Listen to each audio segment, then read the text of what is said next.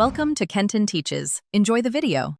Open Settings and navigate to Apps then Optional Features to enable the printer. Scroll to add a feature and search for Microsoft Print to PDF. Select it and click Install to enable the virtual printer on your system. If you use Control Panel instead, open Programs and Features, then turn Windows Features on or off. Check the Print and Document Services box and enable Microsoft Print to PDF there. Restart Windows if the option does not appear immediately after installation. Then confirm the printer is listed in Devices and Printers. Open the document you want to convert and select Print from the File menu. You can also press Ctrl+P as a quick keyboard shortcut on most apps. In the Printer dropdown, choose Microsoft Print to PDF as the selected device for printing. Set page range, orientation, paper size like letter or A4, and number of copies if needed.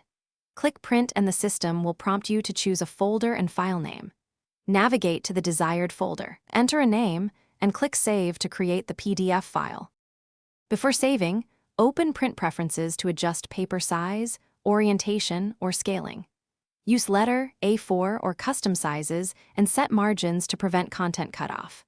For graphics, choose higher quality or 600 dpi in app settings when available. If the PDF output is blank or incorrect, update Windows and printer-related drivers, then reinstall the Microsoft Print to PDF feature. Check that apps are not using Print to File unless you intentionally need a PRN intermediary. For batch conversion, automate via PowerShell or a Print to PDF script with file naming rules. Thanks for watching. Please subscribe if this video was helpful.